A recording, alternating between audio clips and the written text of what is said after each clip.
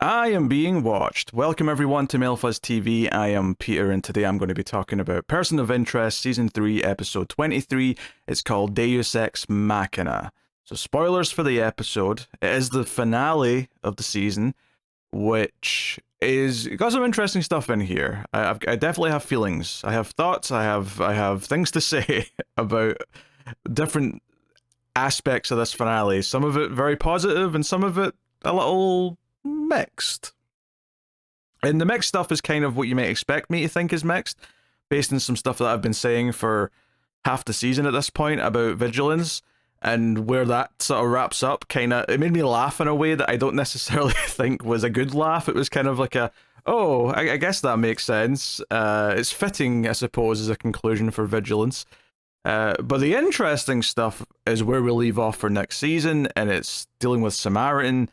And there's an extra wrinkle to Samaritan being online here at the end of the episode, which I can't say it's completely out the blue, because it's kind of mirroring some way the Root likes, like the regular machine. You know, she kind of refers to the regular machine as God, and she kind of wants to do its bidding, and sort of takes its word as gospel might be a strong word, but effectively that's kind of like the relationship she has with the machine.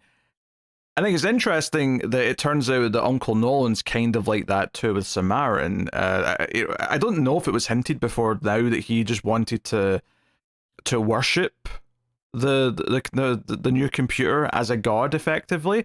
There's a point in this episode when he's talking to Finch where he basically says that in 20 years there'll be a number of these computer systems, there'll be a number of these artificial intelligences who are the ones that are in charge, and we're all just going to be doing their bidding, right? He references the pantheon of gods, and that's what life is going to be like with all these machines at the helm. And Finch, of course, debates that, well, maybe they'll just kill us all. So we're straight up kind of talking about the AI apocalypse. Not necessarily that it'll definitely wipe out life on Earth, but this idea that it'll completely change the landscape, and we're getting into even more science fiction territory with the way we're talking about some of this potential future now. So Samaritan coming online was always exciting from the perspective of having a villain machine that was doing the bidding of bad people. But then you add in this wrinkle of like, no, the bad people actually want to worship this machine like it's their master. And it effectively makes Samaritan the actual villain of the show, which is actually quite cool just from the perspective of how the regular machine isn't just a machine, right? We kind of talk about it like a character that's learned, that has cares. You know, even in this very episode at one point, Root says, oh, she's worried about Harold. You know, it cares about humanity and is this noble character, from at least from all the hints we've had, right? There's obviously always more to uncover with the machine and how it thinks, but certainly that's the vibe and the status quo that we've been operating under for quite some time, is that the machine is inherently good, has been taught right from wrong, and a lot of Harold's worries have been somewhat unfounded, but only in the sense that he taught his machine, not even that always intentionally, like some of it kind of was happenstance because he was actively trying to not let it grow, but somehow the machine grew into a good being, right? I was going to say good person, but that's not quite the right word. Whereas Samaritan, immediately Uncle Nolan at the end is like, hey, what commands do you have for us? And the episode ends on the, process and response. So what is Samaritan going to say? What is Samaritan going to ask for? What is Samaritan's wants, needs, and desires going to be? Who's to say at this point? It's actually quite difficult to predict, and that's very exciting. So, super into all this. I think it's really just adding more and more to those core themes of the show, and the exploration of the machine becoming a life form, and the idea that you've got this rival life form now, and all the potential avenues we could go down with that, where it literally becomes like the machine is God and Samaritan is kind of the devil, or maybe Samaritan has room to learn and grow, and maybe will not be as, on the other side by the end. Maybe the machine will be a good influence on it or something. That's probably not where we're going, but there's a lot of avenues to go down here, I think, and I'm excited by many of them. So that like result of like, okay, this all led to Samaritan being turned on. Very good. The finale as a whole, though, I would probably say this is the weakest of the three finales, right? Because this is the season 3 finale. This is the third one we've had. I think that on a character emotion level, it's probably the weakest of the three. There's some good stuff in here, don't get me wrong. Finch having his moment where he stands up and admits that he built the machine in this like mock trial so that they won't kill anyone else is a very good heroic moment for him, and it's also a big deal because of how secretive Finch is in general and has been for the entire show. So that felt like a big deal there.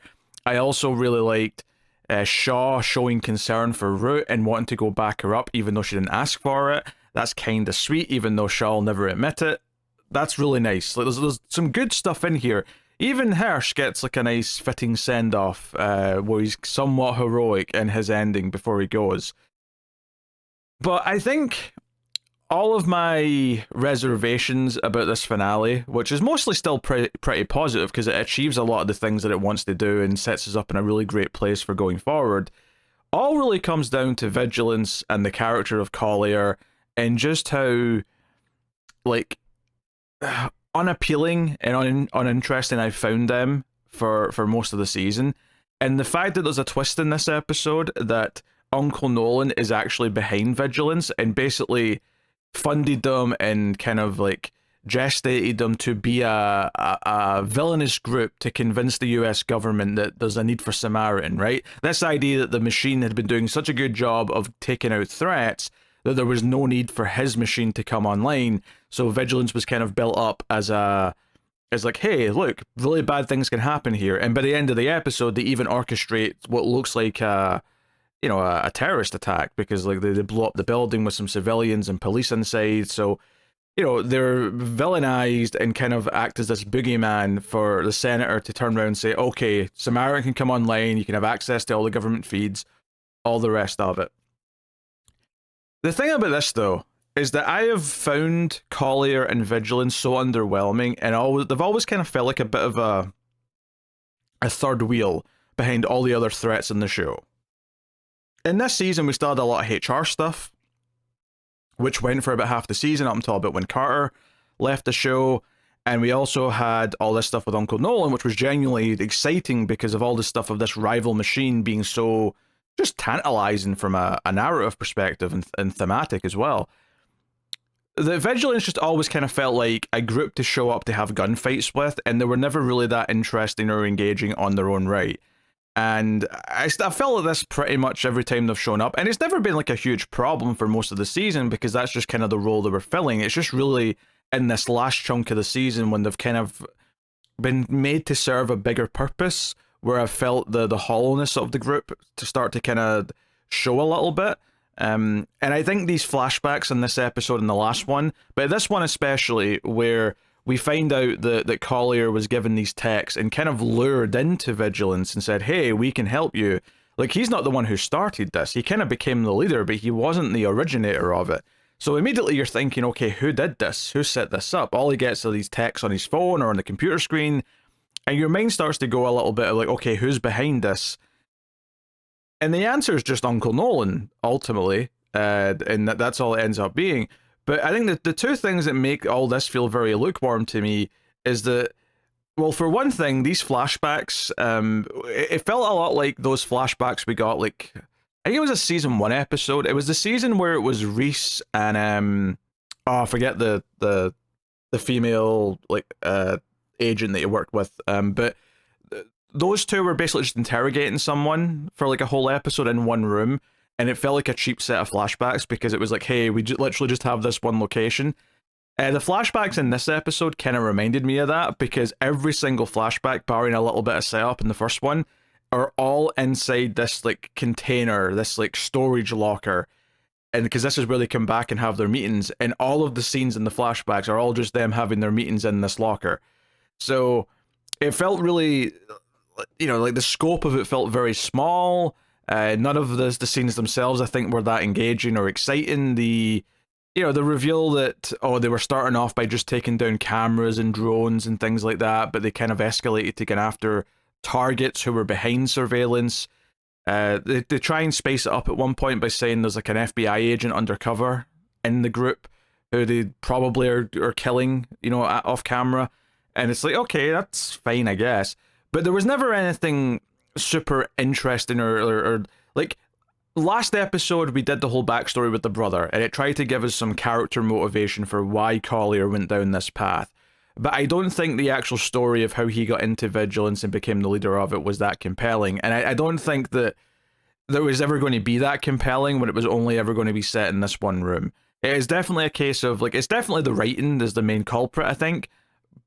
But there's only so much, even with the best writing in the world, that having this entire story of how he took over this organization from one single room, one single location, was ever going to feel like it was like it was as big as the story should have felt, right? It was always going to feel very, very limited in scope.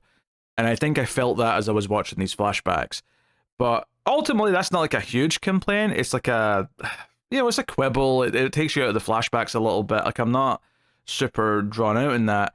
The reveal, though, that Uncle Nolan's behind vigilance, and not only that, not only has he been manipulated this entire time to be a pawn, which made me laugh a little bit, to be honest, because fundamentally, I've been kind of thinking they were underwhelming all season, and they're just there to be the third wheel. So the idea that even in their moment when they're supposed to be doing something that they've been building up to, that's their big payoff, oh, you were just a pawn for the other more important group the entire time. Like, on the one hand, it tracks, and I kind of appreciate that it feels like, oh, well, maybe in that weird way that was intentional, that you never felt more important, but it didn't necessarily make any of their plots in this back half of the season better as a result, right? I still think they were underwhelming. And this ending where, oh, you're still underwhelming now. By design, you're underwhelming. Didn't make them more exciting. And then, especially since the entire mock trial, it turns out, was not broadcast to anyone. It was sent to one room in the city. There was some computer trickery to make them think they were streaming it to millions of people. No one saw Harold's confession, but the people in that room, all of whom pretty much die, other than the few named characters who get out and are keeping the secret anyway. All of them die, meaning that, sadly, Harold's big confession, while I really like the moment of him standing up so that Control won't be killed by them, so that he steps in, it's very heroic, and he confesses all this stuff, and it feels like a big deal in the moment. But I have to admit, the fact that every single witness who didn't already know this, or didn't know most of it at least, is dead by the end of the episode, does make it in hindsight feel a little bit like it was a nothing burger, right? It doesn't really feel like there was that much consequence to him admitting any of this, other than maybe for his own character's sake, to finally get it all off his chest. Maybe, things will feel differently for him now. So I think because of that, this finale does feel a little bit lesser to me than the first two finales. I think the season 1 finale, even though it wasn't maybe as big and as bold as the season 2 finale, there was a lot of great payoff to finally Carter and Fusco both becoming aware of each other, working with Reese, and them all coming together to save Reese when he's in his moment, and then obviously the root reveal at the end. There was a lot of exciting stuff there, even though it wasn't as big story-wise as the season 2 finale. This one, I think, actively, while it has some great character bits, it doesn't fill me with the same satisfaction as a lot of the best episodes of this show. And the funny thing is that this season has been phenomenal for the large majority of it. So I don't want anyone to hear this mixed opinion on the finale and think that I'm down on this season. The middle of this season is maybe the best this show has ever been. Like, everything leading up to Carter's death, all the stuff with the episodes after of Reese going through his, like, sort of dark night of the soul because he's depressed about that. All of that stuff was fantastic. There's been some great stuff throughout the entire season. It's been a fantastic season. It's just that this finale, I think, mainly because of vigilance, to be honest, and Collier, but also the fact that their plot means that the big moments that Finch had ended up being kind of erased to an extent. Yes, he still stood up and said those things, and it was still a good moment to show that he was heroic, so that moment stands out as being still kind of important. But him confessing everything ultimately didn't matter. I think that makes me a bit lukewarm on it after the fact, sadly. So, I appreciate the way that those court scenes play out. I appreciate that, the senator just says he doesn't know anything because he really doesn't. Control does, but she's very kind of staunch in her, I'm not going to talk about this, I swore to the government, blah, blah, blah, blah. she brings up the Pentagon attack in 9/11 and how she was there, and now that's been a motivation for her to do all this. But when they're about to vote on whether or not she should be killed, or they do vote and she's found guilty, Finch steps up and says, "Hey, I can answer some of these questions because I built it."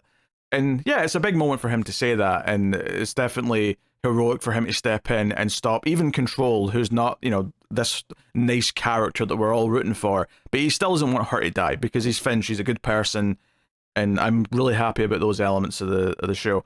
And the funny thing is I've spoken now for a good bit of time, and I've barely said anything about Reese. I mentioned Shaw going to help Root, but to be honest, because of the way this episode plays out, the Reese plot with Hirsch and the Shaw and Root plots are very much the side plots. They're very much the B and C plots where there's not a whole lot of meat to them. There's some good moments in like action and definitely moments of dry humor as Reese and Hirsch are playing off of each other. And obviously Root and Shaw always have great chemistry. They're all very enjoyable to watch. But ultimately they're just kind of doing a very simple string of things in the background, For Hirsch and Reese, they're trying to find the courthouse, and they sort of, they trick one of the henchmen who are causing some distractions by looting on the streets. They sort of trick him into giving the location up, and Hirsch, of course, dies in the explosion that goes off because the Decima have rigged the whole building to explode. He tries to be a hero and stop it, but he fails, so it's all over for him. So he gets kind of a nice send-off. And, Root and Shaw, they're sneaking about the servers, right? And Shaw seems to think that they're planting something that's going to take down Samaritan, but it's towards the end of the episode that Root finally admits that that's not what they've been doing. There was never any taking Samaritan down. This is only one server farm of several, and they'll just rebuild them, so we can't destroy it. It doesn't work like that. But what they have done, and this is the big setup at the end, aside from Samaritan turning on, is that what they were doing, what Root was up to, is that she's installed basically some blind spots into Samaritan, where Samaritan will not pay attention to these identities that she's pre-programmed. She's basically made new identities for each of the main characters that Samaritan would be going after, and I think maybe the three nerds as well. But the idea is that, okay, we've lost this fight, right? We've lost this battle, but maybe we can win the war. Maybe we can take the world back from Samaritan sometime down the line. But we can't do that if Samaritan's just going to target us and catch us within 5 minutes. And we see, they have to evacuate the library, and we see men trashing it towards the end. You see a photograph of Carter fall on the floor just to pull on that heartstring a little bit.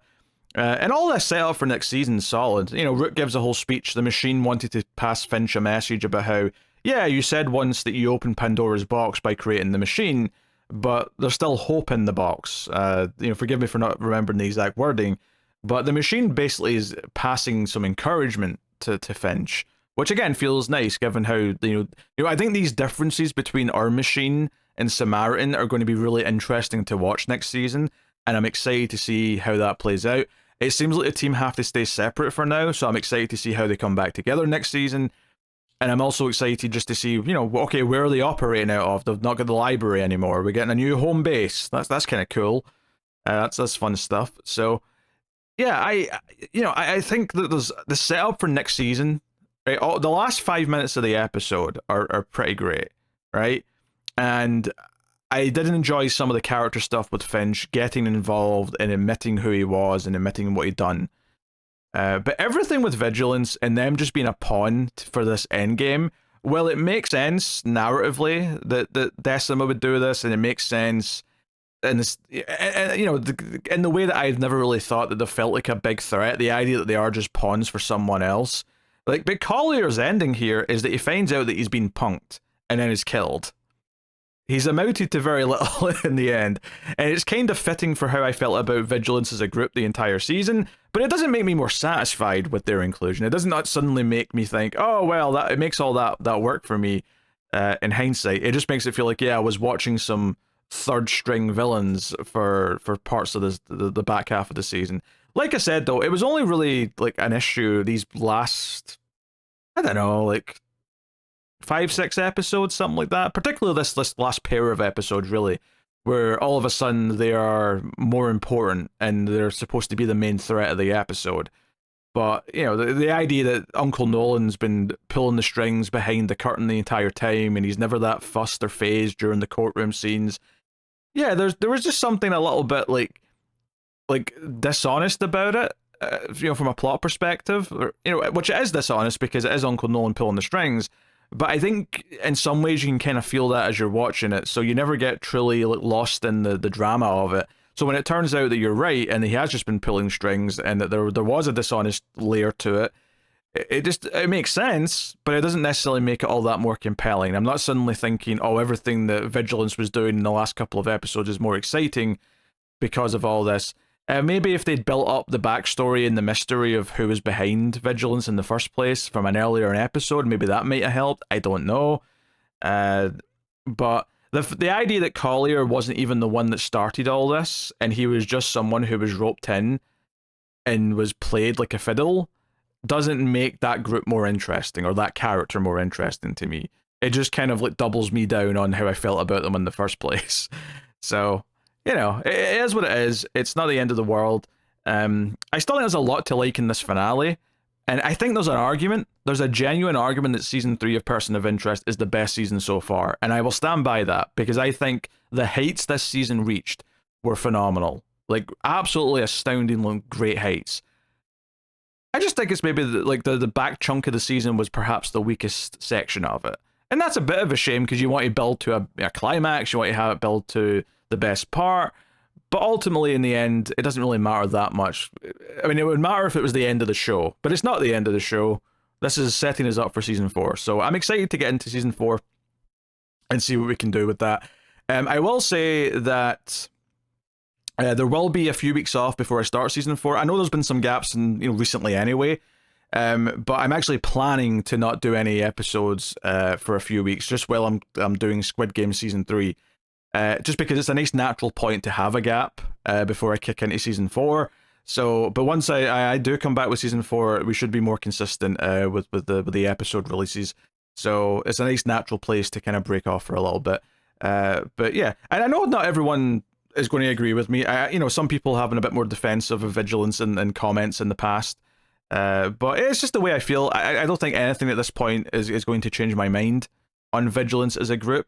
It's kind of, I would argue, maybe this is a harsh word. I don't actually think I mean it as strongly as this is going to sound, but I think Vigilance as a group might be the first misfire of this show for me, just in that I never really felt like I could get into them or really believe in them as a real threat or be excited by their presence. But hey, that's my review of the season 3 finale. I'm skipping ahead a season.